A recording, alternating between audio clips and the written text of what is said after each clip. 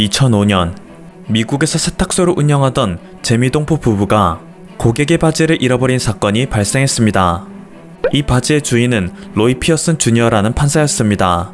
당시 세탁소의 주인이었던 정인남 씨는 피어슨 판사에게 거듭 사과하며 바지값의 몇 배를 물어주겠다 양해를 구했는데요. 피어슨 판사는 정 씨의 세탁소에 내걸어놨던 고객 만족과 당일 수선을 이행하지 못했다는 이유로 정 씨 부부를 향해 소송을 제기했습니다. 물론 자신의 재산에 피해를 끼친 것은 맞기에 소송의 국가인 미국에서 큰 문제가 되는 행동은 아니었죠. 하지만 정작 문제가 된 것은 그 정도에 있었습니다. 피어슨 판사가 정 씨 부부에게 요구한 배상액은 무려 6,600만 달러, 한화로 700억에 달했던 것이죠. 이 사건은 당시 미국 사회에서도 큰 화제를 몰았습니다. 대부분의 미국 변호사들은 고객 만족 보장이라는 문구가 고객에 대한 무조건적인 만족과 복종을 의미하지 않는다는 것은 정상인이라면 모두가 이해할 수 있는 사실이라 비판했습니다. 그러면서 피어슨 판사가 정 씨 부부를 향해 소송을 제기한 것은 판사라는 자신의 사회적 지위를 이용하여 미국에서 상대적으로 낮은 지위에 있는 아시아인을 인종적으로 차별하고 억압하는 행위라며 규탄했습니다. 이에 여론을 의식한 피어슨 판사는 소송 금액을 기존의 6,600만 달러에서 5,400만 달러로 소폭 줄이기도 했는데요. 이미 그에 대한 여론은 바닥으로 추락한 상태였고 미국 법원에서조차 한인 부부의 손을 들어줘 결국 피어슨은 정 씨 부부에게 손해배상을 할 수밖에 없었습니다. 심지어 그는 판사 자격마저 박탈당하였습니다. 2007년 8월 9일 판사 재임용 심사에서 탈락한 것인데요. 이러한 결정에 불복한 피어슨이 2008년 정 씨 부부 소송에 대한 항소 및 재임용 탈락 취소 소송을 제기하였으나 법원에서는 만장일치로 피어슨에게 기각 결정을 내렸습니다. 그런데 소송에서 이긴 정 씨 부부도 만신창이가 된 것은 마찬가지였습니다.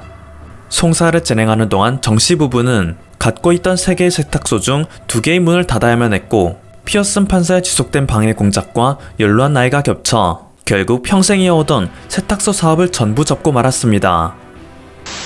현재 미국인들은 극단주의의 늪에 빠지고 있습니다. 미국 워싱턴 포스트의 자체 분석 결과 얼마 전 미 국회의사당을 습격한 혐의로 처벌을 앞둔 이들 중 60%는 파산한 상태이거나 세금을 못 내는 등의 경제적 문제에 시달리고 있는 것으로 나타나고 있다는데요. 애초에 코로나19 사태로 인해 경제적 궁핍에 빠진 이들이 유튜브 등의 매체에서 퍼지는 극단주의 사상에 빠졌던 것으로 알려지고 있습니다. 이에 따라 워싱턴 포스트에서는 지난 15일 신뢰의 약화, 공포의 확산이라는 제목의 기사를 내보냈죠. 안 그래도 음모론이 반치는 미국에 퍼진 중국발 코로나 바이러스는 정부가 더 이상 국민들을 보호해주지 못한다는 불신을 퍼뜨렸습니다. 그리고 이 틈새로 극단주의가 파고들었고 이들은 희생양을 찾아 나서기 시작했는데 이로 인한 희생양으로 사회적 약자, 대표적으로 아시아인들이 표적이 되고 있다 합니다. 지난 13일 CNN에서 보도한 내용에 따르면 요즘 부쩍 미국에서는 아시아계 미국인을 겨냥한 폭행 사건이 잇따라 발생하고 있는 추세라고 합니다. 1월 말 캘리포니아주 샌프란시스코에서는 84세의 태국계 남성이 아침에 산책을 하다가 백인 남성들에게 폭행을 당해 결국 숨지고 말았습니다. 그로부터 사흘 뒤에는 캘리포니아주 오클랜드에서 91세의 아시아계 남성이 흑인 남성에게 폭행을 당했습니다. 이외에도 캘리포니아주 샌호제이에서는 64세 아시아 여성이 강도를 당했고 뉴욕 지하철에서는 61세의 아시아 남성이 백인 남성에게 칼부림으로 얼굴을 베이는 사고를 당했죠. 이 사건의 가해자들은 모두 현재 미국에서 기승을 부리고 있는 극단주의자, 음모론자들입니다. 이들은 얼마 전 미국의 텍사스에 쏟아진 폭설에 대해서도 정부와 빌 게이츠가 합작하여 만든 가짜눈이라는 허무맹랑한 음모론을 펼치고 있는데요. 눈덩이에 불을 붙였을 때 눈이 녹기는커녕 검게 그을린 자국만 남고 헤어드라이기의 온풍을 이용해도 눈이 녹지 않는다며 텍사스에 뿌려진 것은 가짜눈이라 주장하고 있죠. 이 영상에 호응하는 미국인들의 수도 수십만을 넘어섭니다. 하지만 막상 라이터로 그을린 눈에 검은 자국이 남은 것은 단지 라이터 속에 남아있던 부탄이 불완전 연소에 생긴 자국에 불과하고 헤어드라이기를 이용해도 눈이 녹지 않는 것은 눈의 승화현상에 불과한데요. 인터넷에 검색만 해봐도 쉽게 알 수 있는 과학적 원리를 외면한 그들의 무식함에 전 세계 지식인들은 경악을 금치 못하고 있습니다. 이렇게 무지에 가득 차고 그릇된 신념에 가득 찬 이들만이 일부와 전체를 분간하지 못하고 모든 아시아인을 차별의 대상으로 인식하는 행위를 보이는 것이겠죠. 실제로 교양 있는 미국의 지식인 사회에서는 코로나 시국임에도 불구하고 아시아인들의 영향력, 특히 한국인들의 영향력이 날이 갈수록 증대해지고 있는 것이 현실입니다. 지난 28일 미국 LA 비버리힐스 힐튼 호텔에서는 제78회 골든글로브 시상식이 열렸는데요. 이곳에서 장편 애니메이션 상을 수상한 작품은 모두의 예상을 비껴가지 않았습니다. 디즈니 픽사의 애니메이션 소울이 바로 그것이죠. 소울은 한국 극장가에서도 200만 명에 가까운 관객을 동원하며 사람들에게 큰 영감을 주는 감동 영화로 자리 잡았는데요. 이 영화를 보기 위해 극장에 찾은 한국인들은 순간순간 깜짝 놀라는 경험을 했습니다. 시도 때도 없이 영화의 곳곳에 한국어가 등장했기 때문입니다. 영화 속 주인공인 조가 머나먼 저 세상을 접하던 순간 뒤에서 누군가가 "내 바지 어디 갔어?" 라는 한국어 대사를 칩니다. 이것은 영화 소울이 스토리 부서에 있던 한국인 아티스트가 직접 영화의 재미를 위해 녹음을 한 부분이었죠. 또한 영화의 두 번째 주인공인 22가 그동안 그의 멘토가 되었던 영혼들을 회상하는 순간 현주, 민기, 지윤 등 수많은 한국 이름이 등장하기도 했습니다. 그리고 두 주인공이 뉴욕 도심을 누비는 추격전을 펼칠 때 호호만두라는 가게 상표도 확인할 수 있는데요. 제작에 참여한 한국인 장호석 애니메이터는 이 장면에 대해 "저희 어머니께서 자주 해주시는 음식인 만두에 제 이름의 앞글자를 따서 만들었다고 밝혔죠.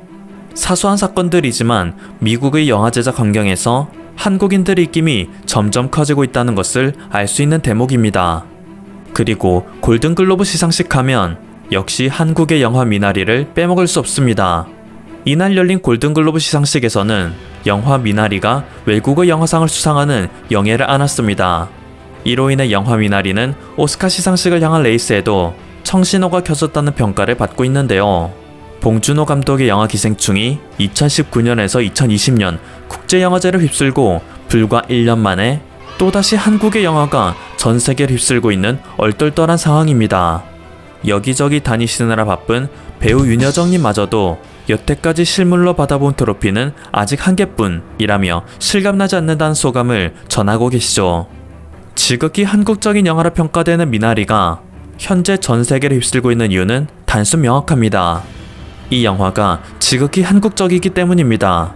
각자 최선을 다해 살다 보니 싸우게 되고 반목하고 그 과정 속에서 가족의 의미를 찾아가게 되는 보통의 우리 이야기. 하지만 이런 영화의 특징은 모두가 자극적이고 해결화된 할리우드적인 영화를 추구하던 영화계에 신선한 충격을 가져다 주었습니다. 또한 전 세계인이 코로나로 인해 사소한 일상을 그리워하는 이때 미국에 살고 있는 한국인 이민자들의 소소한 일상 이야기는 가슴속에 따뜻함을 가져다 준과 동시에 평범했던 일상으로의 해결을 원하는 세계인들의 가슴에 불을 지핀 것이죠. 한국 냄새, 한국인들의 정문화가 그동안 자신들이 그리워하는 감정이 도대체 무엇인지 몰라 답답해하던 세계인들의 가슴을 뻥 뚫어 주었습니다. 우리가 그리워하던 것은 바로 사람들 간의 정이었다. 얼마 전 봉준호 감독은 다가오는 9월 이탈리아에서 열리는 제78회 베니스 국제영화제의 심사위원장으로 위촉되었다는 소식을 알려왔습니다. 한국인이 세계 3대 영화제에서 심사위원장을 맡는 것은 역사상 처음 있는 일로 이제 그가 더 이상 평가를 받는 입장이 아닌 평가를 하는 입장이 되었을 정도로 세계 영화계에 끼치는 영향력이 막대해졌음을 증명합니다. 한국의 콘텐츠는 더 이상 한국만의 콘텐츠가 아닙니다. 그동안 한류 콘텐츠로 재미를 보던 넷플릭스는 올해 더 막대한 돈을 한국에 투자하겠다 선언하였습니다. 2016년 한국에서 서비스를 시작한 이래로 넷플릭스는 현재까지 5년간 7,700억 원을 투자했는데요. 2021년 한 해 동안만 무려 5,500억 원을 투자하겠다 공표하였죠. 넷플릭스가 아시아 지부에 투자하는 금액이 1조 1천억 원인데 무려 절반을 한국에 쏟아붓는 투자를 단행하는 것입니다. 글로벌 OTT 업체들의 추격을 따돌리겠다는 의지의 표현이죠. 이제 한국 콘텐츠의 영향력에 눈독을 들이는 업체는 넷플릭스뿐만이 아니기 때문입니다. 지난 26일 세계 최대 콘텐츠 기업인 월트 디즈니 컴퍼니 역시 한국 지부에 공격적인 투자를 감행하겠다 선언하였습니다. 디즈니 코리아 대표로는 오상호 전 디즈니 스튜디오 사업부 전무를 임명하였고 DTC 사업부 총괄로는 김소연 전 소비재 사업부 상무를 선임하였는데요. 이것은 어찌 보면 넷플릭스보다 훨씬 적극적인 움직임이라 볼 수 있습니다. 넷플릭스는 한국에 전진기지를 두면서도 막상 넷플릭스 서비스 코리아의 대표로는 레지날드 숀 톰슨 외국인을 두고 있는 상황이죠. 하지만 디즈니는 아예 총책임을 한국인으로 둠으로써 보다 높은 이해도로 한국 시장을 공략하겠다는 의지를 보인 것입니다. 최근 인터넷상에서 화제가 된 영상이 있습니다. 캐나다 밴쿠버의 버스 안에서 백인 여성이 함께 탑승하고 있던 아시아 남성에게 침을 뱉으며 인종차별을 하는 모습이 담겨있는 영상인데요. 이때 남성은 불의에 굴복하지 않고 그녀를 버스 밖으로 밀치며 항의하는 모습을 보였습니다.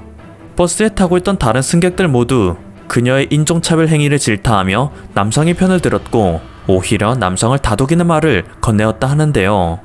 현재 세계의 흐름은 빠르게 변화하고 있습니다. 변화의 흐름에 적응하지 못하며 현실 부정하는 이들은 결국 도태되고 말 것이고 시대의 흐름에 발맞춰가는 진취적인 이들만이 다가오는 세상의 주역이 되어 빛을 발하게 될 것입니다. 지금까지 퍼플투브였습니다. 여러분의 구독과 좋아요 그리고 알림 설정은 콘텐츠 제작에 큰 힘이 됩니다. 감사합니다.